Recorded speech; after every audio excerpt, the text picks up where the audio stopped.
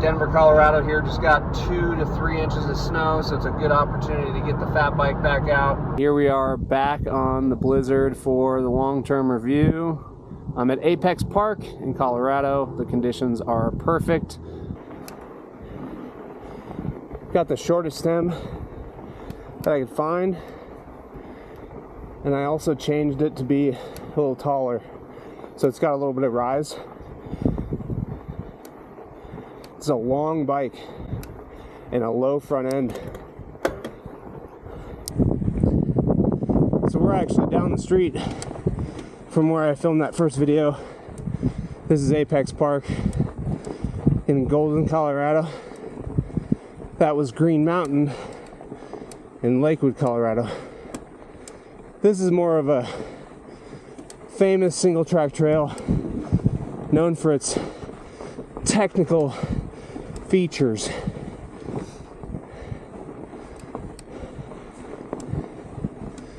I went from no dropper stock to a cheap dropper I had laying around that I had to steal for another build.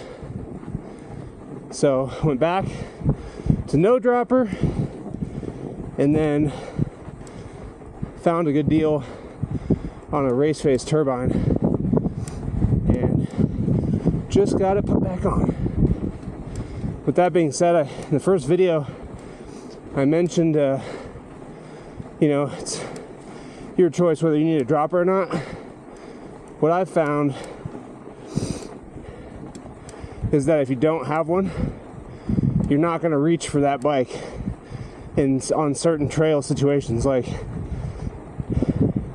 this trail is technical, has some steeps, and if it didn't have a dropper post on it, I would have just grabbed my hardtail.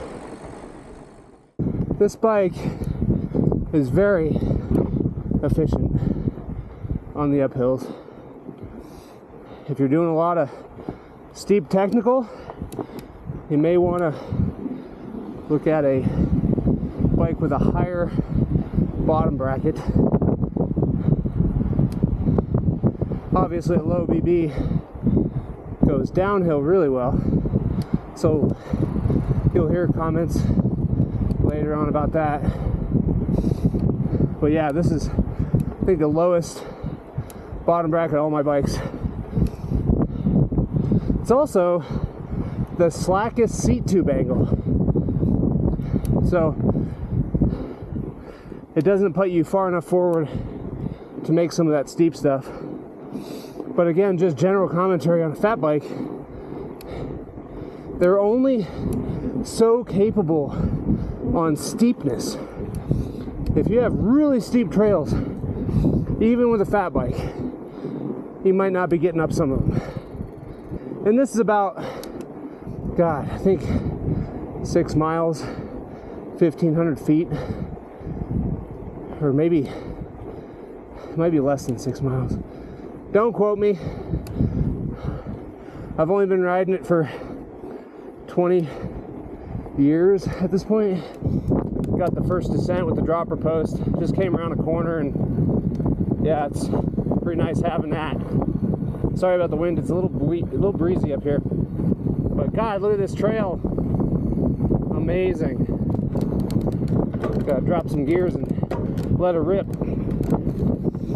Should have right about the perfect PSI.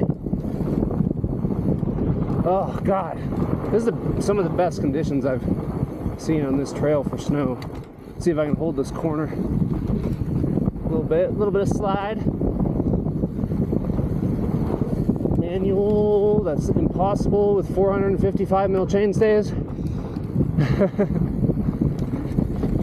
Woo! Oh man, this is craziness. This is so good.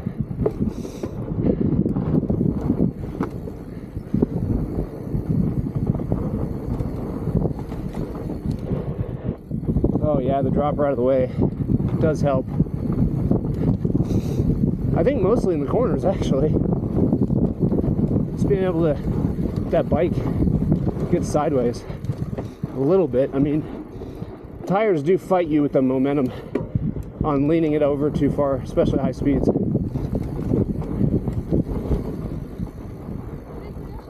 Sure. We're trying to do like a loop. A loop? Okay. This loop? Where did you start? At the Apex Trail. At the top or at the bottom? The bottom. At the bottom, yes. This will finish your loop. Okay. Let's see here. We are at 4.37 miles and 16:57 for total ascent. So I was erroneous in that earlier comment about being 6 miles. It's only 4.3 miles and 1,600 feet. That's a hell of a climb on a fat bike. And we're about to go down a really fun descent called Enchanted Forest. And we'll also do that drop here in a second. But let's talk about the bike real quick. A couple changes I've made to the bike is that cockpit. And I've got my sweet donut top cap. I do have 1-up bars on here now.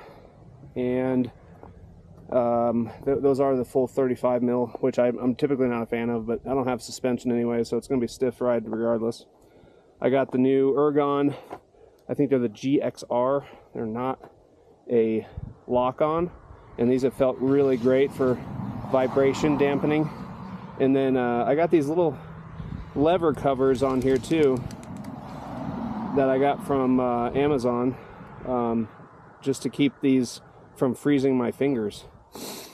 You'll also notice that these Diore brakes, the levers are new, and they're much better than the original levers that came on it.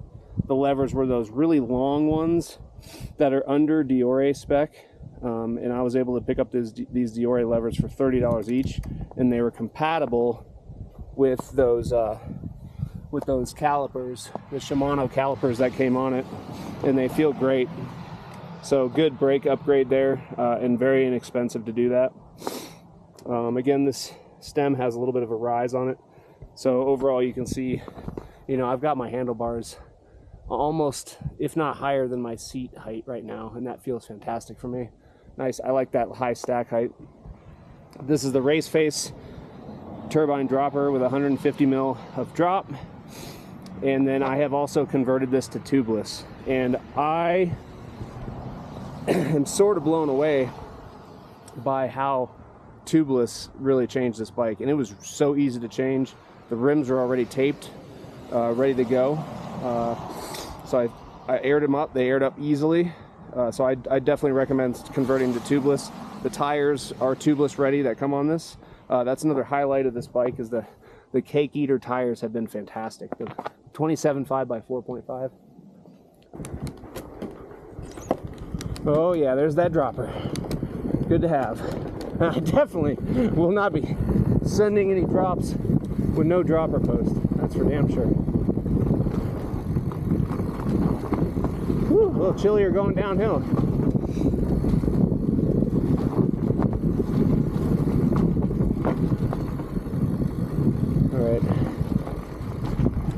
All right, I'm going to take the low line here.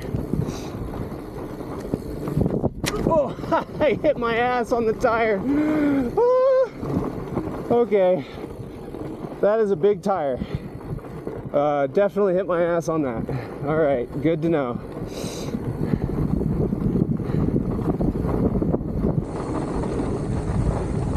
First real drop I think I've ever sent on a fat bike.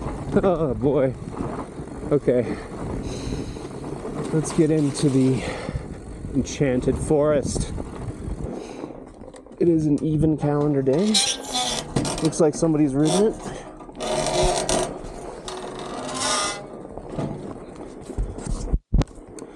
Gotta watch out for some of these really slippery roots in here. But this is such a fun trail. This is one of our best trails, hands down. Colder in here. Oh man, this seems pretty good. It's a little icy underneath. Oh boy. Oh god, Jesus, those bumps are intense with no fork.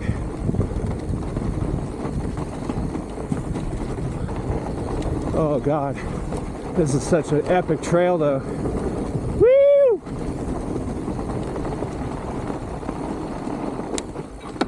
Couple climbs in here. Woo! Yeah! Oh! Oh man, suspension fork could go a long way in here. Oh, I'm getting my ass kicked. Whoa, God. Woo! Woo! Almost just ate shit. Oh man. Oh! There's the ice. Woo! Oh. Little icy. I'm gonna have to be a little bit more conservative. Let's get fun though. Oh.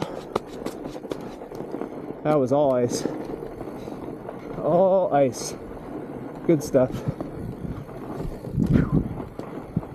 I will not be sending anything crazy in here. Oh, oh, these roots are so slippery. Oh, I'm cold. I'm very cold. Very cold. Oh, oh, oh.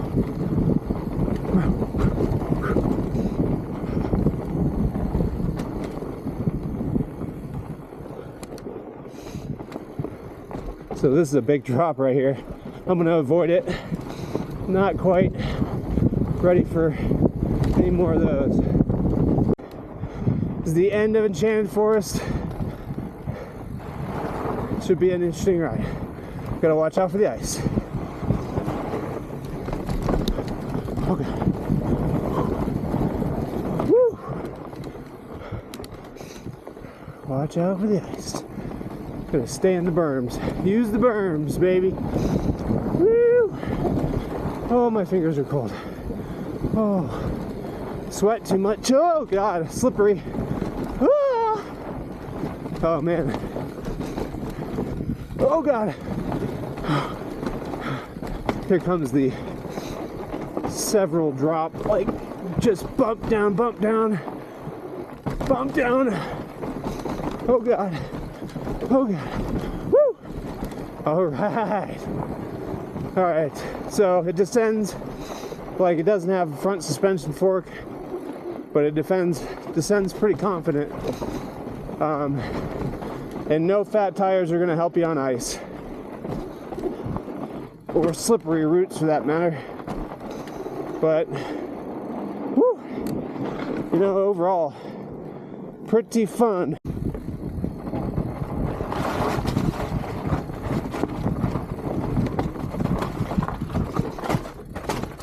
On a fat bike. Apex is known for its tech.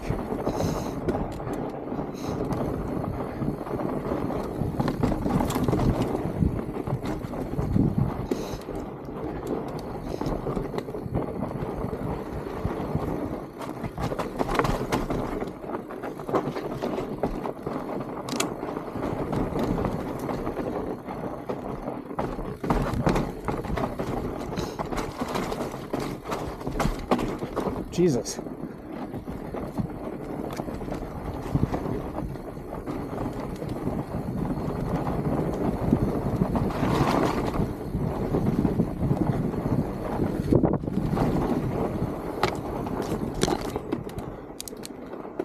Good stuff. One last thing I'll mention just happened where I'm going downhill and I'm trying to turn, and my front tire kind of plows forward. It's all just sliding on the snow. It's like a, I guess, I don't know how to describe it, but it's not turning, but it's probably because I'm on my brakes. But I just wonder if the slack or head angle contributes to that. Is 66 degrees too slack for a fat bike? It might be, but it doesn't really hurt it a lot besides that. Besides that plow feeling, I haven't really had any complaints with the 66 degree head angle. The Rocky Mountain Blizzard is a great looking bike, and the forward-thinking geometry is a welcome addition to the fat bike options on the market. It's a great looking bike with long straight tubes, and it will surprise you with its lightweight chassis and efficiency on snow or hardpack. The stock tires are pre-taped for tubeless conversion, and the tires have zero issues getting sealed. The part spec is average, and you may want to make some upgrades such as I have, including the more forgiving cockpit, adding a dropper post, and getting better brake levers. Here's the bottom line. It's a very cool departure from traditional geometry. Unfortunately, it's not revolutionary for the intended use, and holds no real advantage on snow. With that being said, on more dry trails, the more modern geometry may make the ride more similar to other modern bikes that you may have in your quiver.